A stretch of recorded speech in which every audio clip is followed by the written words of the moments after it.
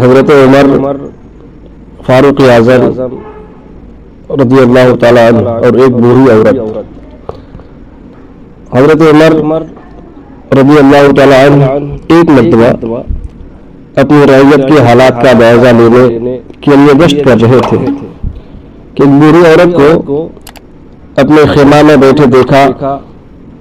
آپ اس کے پاس پہنچے اور اس سے پوچھا، اے ضعیفہ، عمر کے متعلق تمہارا کیا خیال ہے؟ وہ بولی، خدا عمر کا بھلا نہ کرے.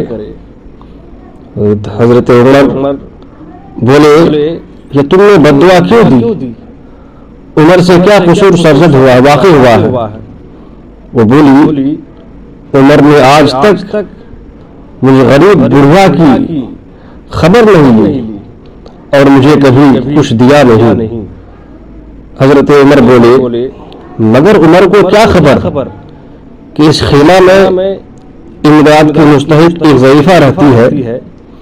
تو وہ بولی، سبحان اللہ، ایک شخص لوگوں پر امیر مقرر ہو اور پھر وہ اپنی مملکت کے مشرق و مغرب سے ناواقف ہو، تعجب کی بات ہے.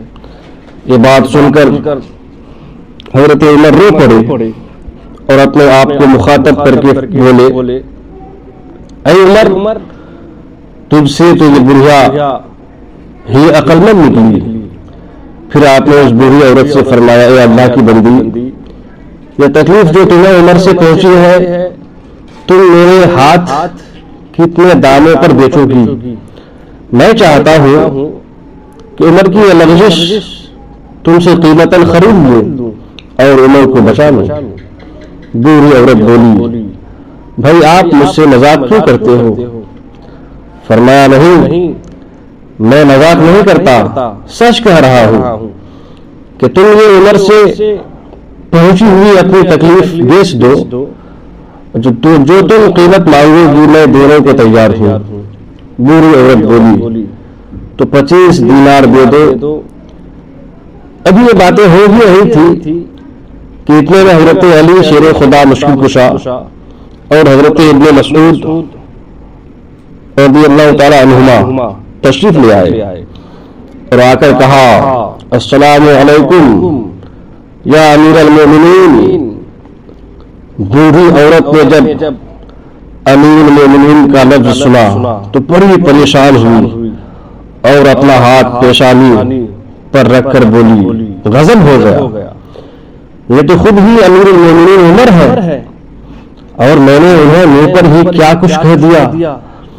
حضرت عمر نے بوڑھی عورت کی یہ پریشانی دیکھی تو فرمایا، ضعیفہ، گھبراؤ مت، خدا رحم فرمائے تم پر، تم بالکل سچی ہو. پھر آپ نے ایک تحریر لکھی جس کی عبارت بسم اللہ کے بعد یہ تھی کہ یہ تحریر اس امر کے متعلق ہے کہ عمر بن خطاب نے اس ضعیفہ سے اپنی لغزش اور اس ضعیفہ کی پریشانی جو عمر کے عہد خلافت سے لے کر آج تک واقع ہوئی 25 دینار پر خرید لی. اب یہ بڑھیا قیامت کے دن اللہ کے سامنے عمر کی کوئی شکایت نہ کرے گی.